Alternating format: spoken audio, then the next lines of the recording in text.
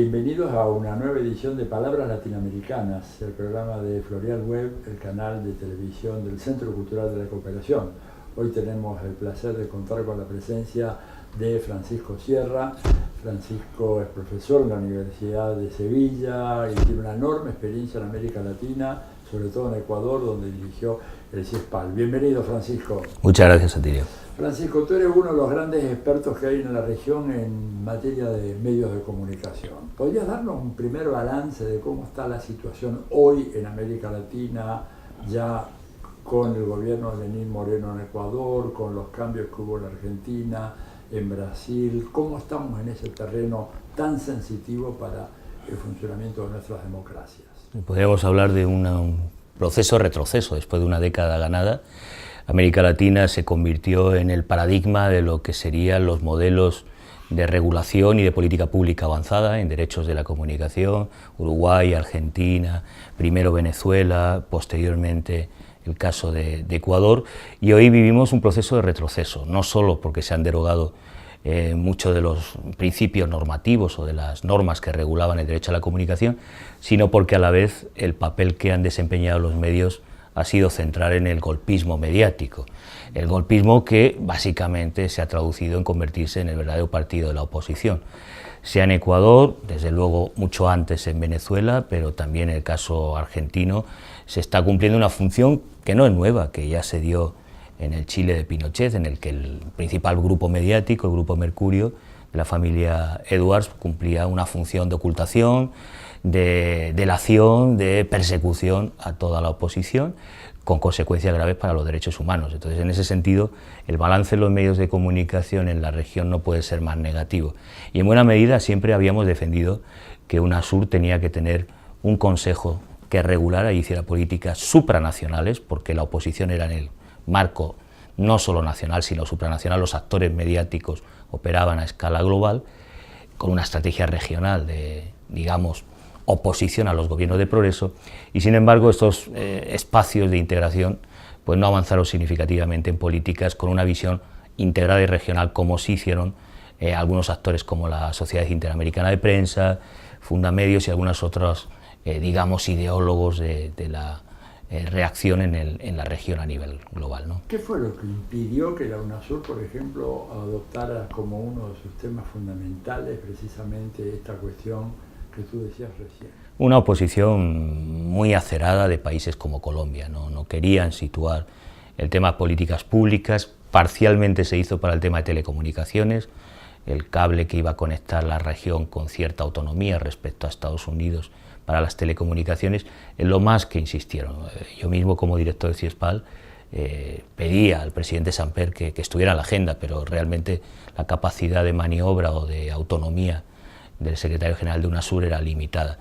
Y muchos países tenían una oposición frontal a cualquier tipo de regulación. He puesto el caso Colombia, pero hay más países como Perú que mostraban una oposición a cualquier posibilidad, no ya de regulación o de estrategia de política pública en la integración, sino que existiera un consejo, como había en ciencia y tecnología, que debatiera los asuntos comunes en cine, en audiovisual, en políticas públicas de comunicación, en ampliar mercados en el espacio de la Unión Suramericana.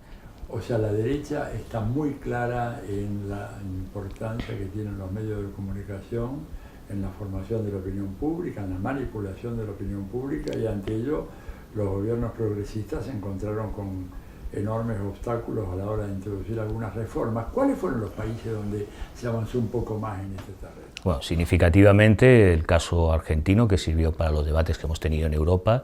De hecho, hemos logrado recientemente en Andalucía una ley que retoma esa filosofía de los 3/3, uno para el sector privado, otro para los medios públicos y un tercer ámbito para los medios comunitarios. El caso también de Uruguay ha sido significativo, aunque se dilató más de la cuenta y el alcance de incidencia no fue tan significativo como en el caso argentino.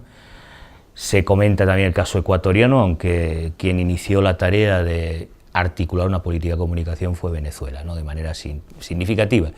Y en ese caso no solo significó por primera vez situar en la arena pública el derecho a la comunicación, sino crear institucionalidad. Yo siempre he insistido que lo interesante del proceso no fue reconocer derechos y regular los medios, sino crear institucionalidad, defensores, organismos que fiscalizan, que sancionan, con los pasos más avanzados en países como Francia, que tiene un Consejo Superior del Audiovisual, y que en América Latina es inédito. Y en ese ámbito creo que ha habido conquistas importantes en la agenda política, en el discurso público y en la institucionalidad democrática.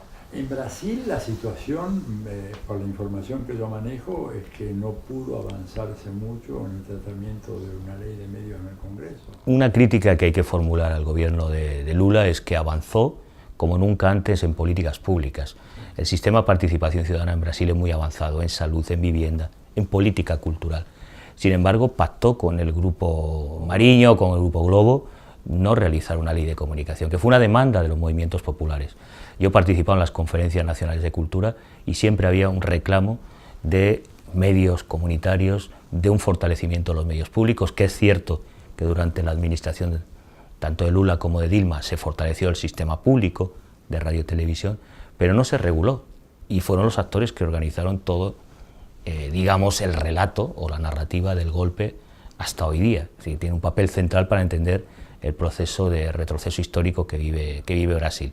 Entonces aquí hay que responsabilizar al PT, al gobierno de Lula, el no haber tenido voluntad política de responder a una demanda.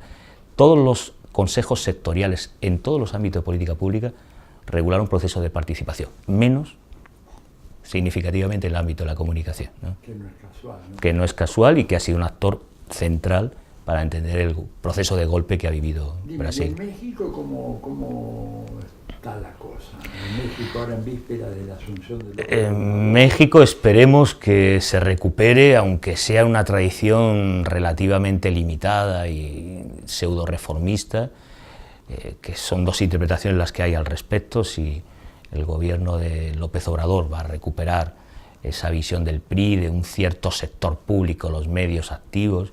Recordemos que, por ejemplo, la red de medios indígenas que construyó el PRI hace muchas décadas fue pionera en América Latina, pero claro, con una visión, digamos, despótica, proteccionista, con limitados procesos de reforma del sistema y favoreciendo a la vez un poderoso sistema privado. Sería deseable que hubiera una reforma por dos razones, porque tiende México a tener una dependencia del sistema mediático estadounidense, los procesos de debilitamiento del mercado interno en el que tiene una posición dominante el duopolio, Televisa y Televisión Azteca, es insostenible y solo el Estado puede garantizar un desarrollo. Por otro lado, tenemos una prensa hiperconcentrada y muy en la línea de la Sociedad Interamericana de Prensa, con familias que tienen una Vázquez Raña y algunas otras que tienen una participación dominante en el sector de los medios impresos, y sería deseable que hubiera una reforma integral, con una ley de participación para evitar lo que se ha vivido históricamente en México, que es la ocultación de la violación de derechos humanos y los intereses del expolio y de algún modo el despojo de los bienes públicos que ha vivido el país durante décadas, ¿no? Ya dime, tú en un momento mencionaste Francia. ¿Es Francia en cierto sentido un país en donde ha habido más avance en este proceso de democratización? Yo creo que hoy por hoy la regulación o el debate que ha habido en términos de normativa o de política pública de comunicación, a la vanguardia en materia de comunicación ha estado América Latina. Porque es verdad que fueron pioneros tanto en Inglaterra como en Francia de cierta institucionalidad democrática, citaba antes el Consejo Superior del Audiovisual, pero realmente los avances en regulación y en política pública que han tenido lugar en América Latina sin tener una tradición de servicio público audiovisual y sin tener una tradición, digamos, de políticas activas del Estado, a diferencia de Francia, han ido muy por delante de lo que hoy por hoy tenemos en Europa, ¿no? He citado Francia porque es el que tiene un órgano que puede fiscalizar y sancionar si hay mala praxis por parte de los medios audiovisuales, ¿no? En los otros países, por ejemplo en España, ¿hay algún tipo de medio? España es una anomalía democrática porque la ley establecía un Consejo Estatal de Regulación y Fiscalización de los Medios Audiovisuales, nunca se llevó a efecto durante Zapatero y la llegada del PP pues, ha revertido todo lo que había de progresista en el proceso de regulación de la ley del audiovisual. Por ejemplo, cierta independencia y autonomía en la decisión de quién dirige la radio y televisión española, el principal ente público. Entonces, en eso estamos muy por detrás y además el caso español es el único prácticamente de la Unión Europea que no tienen órganos que fiscalicen, regulen. Hemos recibido ciertas llamadas de atención de Bruselas, por la manipulación de la radio y televisión española, y en ese sentido pues no podríamos decir que sea un ejemplo a seguir, todo lo contrario. Deberíamos aprender de la experiencia que ha habido en Latinoamérica en este sentido. Dime una cosa, en los últimos años ha habido un proceso fenomenal de concentración mediática, ¿verdad? Tanto en la prensa como en la televisión, en la radio, la expansión de grandes grupos que dominan buena parte de la escena mediática internacional, entre ellos el grupo Prisa, que justamente es de este país, con una cantidad enorme de estaciones de radio, de televisión, de medios. ¿Cómo ves ese proceso? ¿Hay manera de revertir y de establecer algún tipo de límite a una dinámica que poco a poco va prácticamente a establecer un monopolio único, una verdad única, una información única? A mí me impresionó mucho ver el portal del grupo de editores de diarios, ¿no es cierto?, con sede en Washington, que dice algo así como 11 países, 11 periódicos, una sola fuente. Ahí lo dicen, digamos, en el inicio, ¿verdad?, cuando entras a tu sitio web. ¿Hay manera de poder controlar eso, que parece ser algo que está totalmente desbocado en este momento? A priori, desde luego es posible, pero a priori la matriz liberal es hegemónica, y en el campo de la comunicación, inclusive de ciertos sectores progresistas, se sigue considerando que el papel de regulación del Estado no debe tener lugar, porque restringe la libertad de expresión. Estoy pensando incluso en movimientos autónomos que, cuando hablas de los bienes comunes, de la infraestructura de telecomunicaciones, rechazan cualquier intervención de política pública del Estado. Entonces tenemos hoy día un panorama en el que a la intensa concentración se acompaña un discurso y matriz ideológica liberal que niega o revierte, va en contra de cualquier política en un sentido contrario. En España, por ejemplo, tenemos un duopolio en el que se acuerdan de algún modo las estrategias de reparto de mercado. ¿El grupo Prisa y quién más? El grupo básicamente en torno a Antena 3 y a todo lo que significaría hoy día el grupo Prisa, pues aunque participa de este duopolio, tiene un papel menor por la crisis que ha vivido y por proceso de relativa decadencia, ¿no? ¿Cuáles son los dos grupos cuando dices duopolio? Duopolio en torno a la televisión, que es el eje central y que en torno al que se concentra gran parte de las estrategias de desarrollo, con las telecomunicaciones y con las hidroeléctricas. ¿Se puede regular? Bueno, tenemos ahí tres problemas. Primero, uno de movilización popular. Tenemos que convertir o, de algún modo, transformar esa matriz liberal para convencer a la ciudadanía que existen derechos a la comunicación y que es necesario reclamarlos. Hoy por hoy, la matriz liberal ha conculcado la idea de que esto, la comunicación, es un tema privado, particular, y no tiene que ver con derechos ciudadanos. Segundo, necesitamos alternativas. Por ejemplo, no es fácil en los procesos de concentración desmembrar. Se vio en el caso argentino. Hay una ley magnífica, pero no se avanzó significativamente. En los procesos de América Latina llama la atención de que no se desvincularon. Argentina es el que fue más allá, pero el resto de países, como es el caso de Ecuador o como es el caso uruguayo, no hubo una transformación significativa de la estructura de poder mediático. Se incluyó nuevos actores, pero no se reformuló la organización del mercado como estaba presente. Nos falta teoría normativa de, una vez establecemos un sistema equilibrado y ponderado, cómo procedemos metodológicamente a establecer un sistema con mayor equilibrio, y eso es teoría normativa y también aprendizaje en políticas públicas que no tenemos.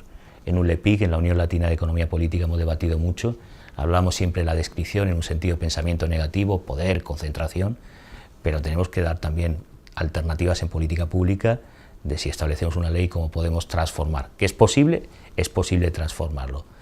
Y tercero, necesitamos intervenir a nivel supranacional, seguir pensando, estos actores globales, los GAFAM, las grandes corporaciones de telecomunicaciones, informática, actúan globalmente y nosotros seguimos pensando el derecho a la comunicación en el plano nacional.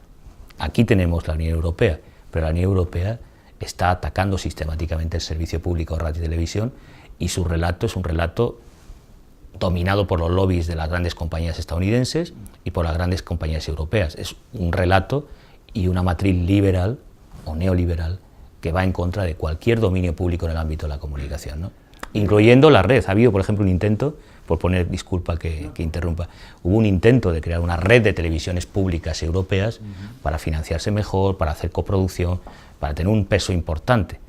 Y hubo un ataque del señor Berlusconi, su comisario de la competencia, Mario Monti, de los sectores conservadores, que dijeron, eso es competencia desleal. Entonces, hay monopolios y duopolios que no tienen competencia desleal, que pueden adulterar o dominar el mercado de manera absoluta, pero cuando lo hace el sector público, que no tiene afán de lucro, eso es competencia desleal. Es significativo para que entendamos por dónde va Bruselas, pero en ese espacio supranacional hay que actuar. Creo que el error en América Latina es que plantearon el debate en el Estado-Nación, de los medios, que es donde puede regular, pero sería necesario haber articulado un frente regional, porque son esos actores los que han actuado coordinadamente, no solo en Venezuela, lo han hecho sucesivamente en el referéndum de Bolivia, con Evo, de manera articulada con la CID, como sucedió ya en el golpe de Estado contra Salvador Allende. Los relatos se reproducen a veces como farsa, pero los actores no han variado tan significativamente. Claro, han ganado en poder de concentración. Muchísimo, ¿no? Muchísimo. Dime una cosa, ¿y las redes sociales pueden ser alguna cuña a partir de la cual poder debilitar un poco el poderío de esas oligarquías mediáticas? ¿Cómo la ves? Yo creo que no, yo confío más en la democracia participativa y en la comunicación popular, que tiene una gran tradición en Latinoamérica, pero esta idea de que las redes son autónomas, que Internet es neutral, que es un espacio ingobernable, lo hemos visto en Bolivia, pero podríamos señalar en el golpe de Brasil, cuando las masas se movilizaron en defensa del gobierno de Dilma, Facebook, los grandes actores globales, intervinieron para apagar, acallar, desconectar a las masas que se articulaban. Sin embargo, en la primavera árabe sucedía todo lo contrario, cuando interesaba cambiar geopolíticamente gobiernos considerados autoritarios, estas redes actuaron de manera muy activa. Pensar que las redes son un espacio de liberación, no digo que sea un espacio solo de dominio, como todo dispositivo es contradictorio, permiten formas de movilización. Nosotros estamos ahora en Sevilla con un I+D que estudia los nuevos movimientos urbanos y el ciberactivismo, intentando ver qué elementos emancipatorios hay ahí en términos marxistas de construcción de un espacio contrahegemónico, un espacio público oposicional, como decía Oscar Neck. Eso es posible, pero confiar en que las redes nos van a liberar es un poco idealista, una fantasía electrónica, ¿no? Ahora, ¿no pueden ser fuentes alternativas de emisión de algún tipo de comunicación o información que, por ejemplo, está ocultada por los grandes medios? Sin ninguna duda, ¿no? Uno de los elementos más interesantes que estamos estudiando en el campo de la comunicación es la crisis del periodismo. Es decir, la crisis, el único relato que tenías era la experiencia de los medios. Hoy día tienes otras fuentes, es decir, cualquier ciudadano medio tiene formas de contrastar, que antes no era posible, el único relato era de arriba abajo. En la medida que hay formas horizontales, tú puedes contrastar. Entonces me llama la atención que los profesionales dicen, bueno, el periodismo ha muerto, porque ya el periodismo ciudadano, la gente construye, todos escriben, ya no respetan la autoría. El problema es que si ustedes construyen relatos mistificados o falseados, debate la fake news, los principales productores de falsas noticias son las fuentes institucionales, son los propios medios convencionales mainstream, son los productores de desinformación más importantes. Por ejemplo, hemos vivido aquí el caso catalán. Nosotros tuvimos a Julian Assange en la apertura del Congreso sobre movimientos sociales y nuevas tecnologías. Bueno, todos recogieron la versión de que Assange estaba justificando la intervención rusa en el caso catalán. Cualquier analista informado sabe que la principal intervención es del gobierno de España en las redes sociales y de la NSA y de Estados Unidos, en este como en otros muchos casos. Pero sin embargo, los medios han estado durante meses en la prensa hablando de los robots, de los rusos, de la guerra cibernética, de Julian Assange, de cómo han ido construyendo. Cuando hay crisis de credibilidad del periodismo, en buena medida es debido a ese tipo de tratamiento. Otro buen periodismo, tenemos una época, yo diría, dorada de periodismo narrativo, de periodismo reposado de calidad, es el que está demandando la ciudadanía, pero no este tipo de información adulterada que las fuentes institucionales proveen, ¿no? Dime una cosa, la declinación de la televisión, ¿verdad? Que como medio hoy en día, por ejemplo, en América Latina cada vez es más abandonada por los jóvenes. Hoy en día la juventud, adolescentes, incluso jóvenes, ya prácticamente no ven televisión. Esto puede abrir una ventana de oportunidad para pensar, bueno, alguna alternativa, digamos, que pudiera descomprimir esta presión tan fuerte de la oligarquía mediática, ¿o no? No necesariamente. Bueno, esa tendencia es global, en el caso de América Latina por la pirámide de población, imagino que es más intensa que en España, Pero ahí hay tres factores. Uno, lo que se llama el efecto burbuja, es el mundo que recrean estos consumidores en las redes, es un mundo muy autista, muy autorreferenciado en un espacio muy limitado. Las comunidades de fans, los intereses específicos, y eso limita la visión global de la realidad, que no es que lo proveyeran los medios tradicionales o analógicos, pero esa es una limitación que está constatada. El efecto burbuja existe. La segunda es la cultura política. Yo creo que estamos ante una generación, quizá en América Latina es distinta, en el caso de España, una generación muy poco politizada, aunque la crisis está pasando factura y está generando una nueva generación, tanto de militantes, de activistas, como de científicos sociales comprometidos, que no existía en los 90, que muchos dicen antiguamente en España. Comentabas tú la anécdota de una de tus conferencias en los 90 hablando de imperialismo en América Latina y en el mundo, y te miraban en España diciendo, bueno, ¿de qué nos está hablando, no? Marx ha muerto, ¿no? Bueno, hoy día en España sí existe una nueva generación que está politizada, pero en general la cultura política media es de un bajo nivel, y yo insisto que si no hay pedagogía democrática de las fuerzas de progreso, eso no va a variar con o sin Internet, con o sin redes sociales, y ese es una falencia. Y otro tema que a mí me preocupa es el tema de la inmediatez o aceleración de la política a la vida. Yo creo que muchas veces las propias fuerzas de progreso, particularmente estoy hablando de España, viven a golpe de tuit o a golpe de una decisión basada en un titular, y no creo que eso construya mucha transformación. Es decir, la instantaneidad de la información implica la negación de la reflexividad y por tanto de una decisión más o menos consciente o razonable en política. Y tenemos una nueva generación de líderes políticos que piensan más en tuit o en un titular que en un debate en asamblea, o en fin, quizá de ahí yo pertenezco a otra cultura política muy diferente, pero a mí me preocupa el tema de los tiempos, de la información, los tiempos acelerados. Entonces, en ese sentido sí creo que plantea un problema para crear una cultura, digamos, emancipada en torno a la pérdida de peso de la televisión frente a Internet y las redes sociales, ¿no? Bien, bueno, Francisco, muchas gracias por todas estas reflexiones que ponen en evidencia la enorme importancia que tiene la problemática de los medios de comunicación, ¿no es cierto?, y de la cultura y de aquello que Fidel llamaba la batalla de ideas, que la tenemos que librar en este espacio. Fíjate que, escuchándote a ti, ahora recapitulando un poco, recuerdo yo haber leído una audiencia que se hizo en el Senado de los Estados Unidos, en donde se lo invitó a uno de los jefes del Pentágono, y se le preguntó, bueno, cómo estaba el financiamiento, si necesitaba, incluso los senadores muy interesados en ofrecer más dinero, ¿verdad?, para la lucha antisubversiva. Y este general de 4 estrellas, no recuerdo el nombre ahora, pero dijo, mire, dice, no es que necesitemos tanto más dinero para ir a pelear en las junglas y en los suburbios decadentes, dijo textualmente, del tercer mundo, porque hoy la lucha antisubversiva se libra en los medios. Fíjate tú, ¿no es cierto?, la lucha antisubversiva se libra en los medios, esos medios tan concentrados, tan controlados por esas oligarquías mediáticas y económicas, como tú dices. Así que será la gran tarea de los gobiernos de izquierda y de los movimientos de izquierda, antes de ser gobierno también, para los próximos años. Muchas gracias. Un placer. Francisco. Gracias a vosotros.